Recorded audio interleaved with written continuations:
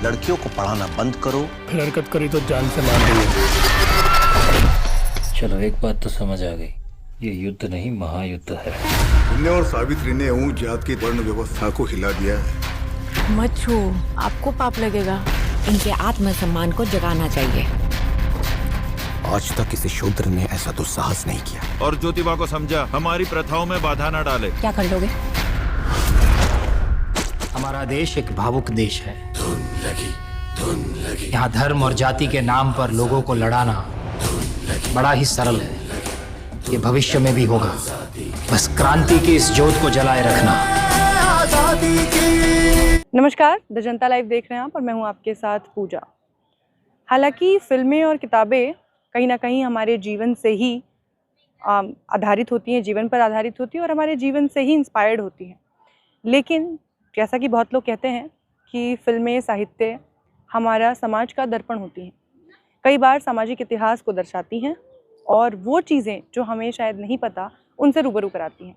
कुछ ऐसी फिल्में जब हमारे बीच में आती हैं तो उनके बारे में चर्चा करना ज़रूरी हो जाता है, क्योंकि ज़रूरी है आपका कुछ ऐसे शख्सियतों से मिलना, उनके बारे में रूबरू होना, जिनके बारे में आज मैं बताने जा रही हूँ।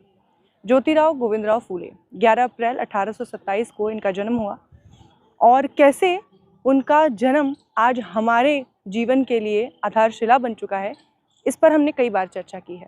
आज अगर मैं शिक्षित हूँ, आपके सामने खड़ी हूँ, आत्मविश्वास के साथ बोल सकती हूँ, तो इसके पीछे कहीं ना कहीं इनका श्रेय जाता है। इनको और इनकी पत्नी सावित्रीबाई फूले को हमारी शिक्षा का श्रेय देना कहीं से भी गलत नहीं होगा, क्योंकि ये दोनों यही दंपति है जिनकी वजह से आज हर धर्म, हर वर्ग की महिलाएं शिक्षित है। शायद यही कारण था, इनकी जो विकसित सोच थी, वही कारण था कि बाबा साहेब ने अपने 3 गुरुओं में से एक इन्हें भी माना था। बाबा साहेब ने अपनी जो शिक्षा जो आज हमें दी, जिनकी वजह से आज हम जो कुछ हैं, उसके पीछे शुरुआत अगर किसी ने की उसकी, तो वो थे ज्योतिबा फुले। और ज्योतिबा फुले पर अब एक फिल्म आई है, ज्योतिबा और सावित्रीबाई फुले पर, जिसका नाम है फुले, और उसका ट्रेलर लॉन्च हुआ है। उसके ट्रेलर को देखकर आपको अंदाज़ा चल जाता है कि उनके जीवन में कितना संघर्ष रहा था। और वो संघर्ष उनका नहीं था, वो संघर्ष था समाज के लिए। जब एक तरफ लोग आज़ादी की लड़ाई लड़ रहे थे, तो दूसरी तरफ ज्योतिबा फुले और सावित्रीबाई फुले 3000 साल पुरानी उस गुलामी से लड़ रहे थे, जिसके लिए लोग आवाज़ उठाने से भी डरते थे। ज्योतिबा फुले और सावित्रीबाई फुले ने ना सिर्फ महिलाओं के लिए, दलितों के लिए, बस समाज के हर उस वर्ग के लिए काम किया जो उस दौर में खुद को दबा या कुचला हुआ समझा जाता था। ज्योतिबा फुले के बहुत सारे साहित्यिक इतिहास जो आज भी आपके और हमारे उत्थान के लिए काम करते हैं, और उन पर यह फिल्म अपने आप में एक बहुत बड़ा प्रयोग है। ज्योतिबा फुले के लिए जो ये फिल्म बनी है, ज्योतिबा फुले और उनकी पत्नी के ऊपर, उसमें अगर हम किरदारों की बात करें तो ज्योतिबा फुले का किरदार निभा रहे हैं प्रतीक गांधी, जिनकी दमदार एक्टिंग आप स्कैम 1922 में देख चुके हैं। उसके अलावा पत्रलेखा, जो सावित्रीबाई फुले का किरदार इस फिल्म में निभा रही हैं। इस फिल्म के डायरेक्शन और राइटिंग की बात करें तो इस फिल्म का डायरेक्शन और इस फिल्म की कहानी लिखी है अनंत नारायण महादेवन ने, जिनकी पहले भी बहुत सारी फिल्में आप देख चुके हैं और वो खुद भी एक बहुत उम्दा अदाकार हैं। साथ ही अब बात करते हैं इस फिल्म की और इस ट्रेलर की। 2 मिनट के महज इस ट्रेलर में बहुत सारी ऐसी चीज़ें हैं जो आपको अपनी तरफ आकर्षित करती हैं और बहुत सारी ऐतिहासिक पहलुओं से रूबरू कराती हैं।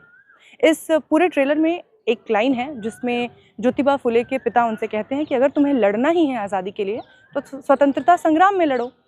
तो ज्योतिबा फुले उन्हें जवाब देते हैं और कहते हैं कि स्वतंत्रता संग्राम की ये जो लड़ाई है, गुलामों के अंग्रेज़ों की गुलामी के लिए जो लड़ाई है, ये तो महज 100 साल पुरानी, लेकिन जिनकी आज़ादी के लिए मैं लड़ रहा हूँ उनकी गुलामी 3000 साल से भी ज़्यादा पुरानी है। उसके अलावा एक और लाइन है जब ज्योतिबा फुले को महात्मा की उपाधि दी जाती है। आप सब जानते हैं ज्योतिबा फुले को राष्ट्रपिता महात्मा ज्योतिबा फुले कहा जाता है।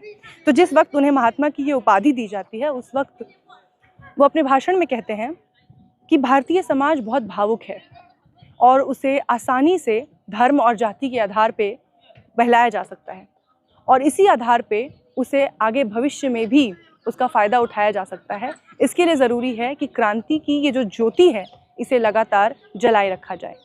ज्योतिबा फुले ने हमारे लिए क्या कुछ किया, ये हम लगातार आपको बताते रहे हैं, लेकिन अब इस फिल्म के ज़रिए आप उनके जीवनी को एक बार जी सकेंगे, देख सकेंगे कि किस तरीके से एक पति पत्नी ने मिलकर आज हमारी स्वतंत्रता के रास्ते खोले हैं।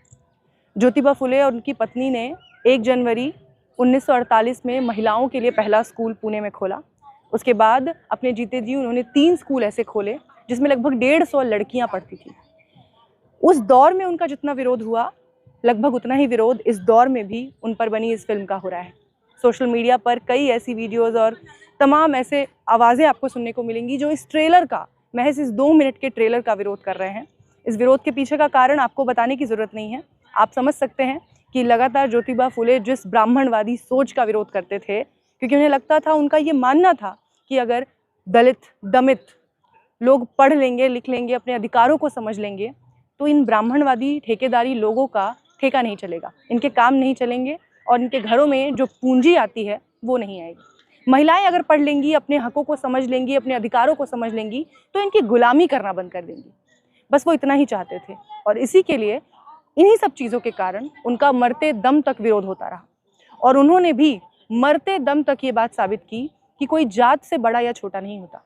मरते वक्त भी उन्होंने अपनी वसीयत लिखी थी और उसमें ये लिखा था कि अगर मेरा बेटा नालायक निकले तो मेरी सारी संपत्ति छोटे वर्ग के किसी लायक बच्चे के नाम कर दी जाए। उन्होंने मरते मरते भी ब्राह्मण समाज पे गहरी चोट की और आज उनकी फिल्म भी कहीं ना कहीं उसी सोच को उजागर कर रही है। एक बार फिर समाज को क्रांति देने का काम करते हैं ये फिल्म आ रही है। 11 अप्रैल को ये फिल्म रिलीज़ होगी उनके जन्म जयंती पर। और अभी इस ट्रेलर को आप देखिए और इसमें जो कुछ है वो देखकर आप भी दंग रह जाएंगे कि कैसे 2 लोगों की ये कहानी आपको इतनी प्रेरणा दे सकती है। हमारा देश एक भावुक देश है। यहाँ धर्म और जाति के नाम पर लोगों को लड़ाना बड़ा ही सरल है। ये भविष्य में भी होगा। बस क्रांति की इस ज्योत को जलाए रखना।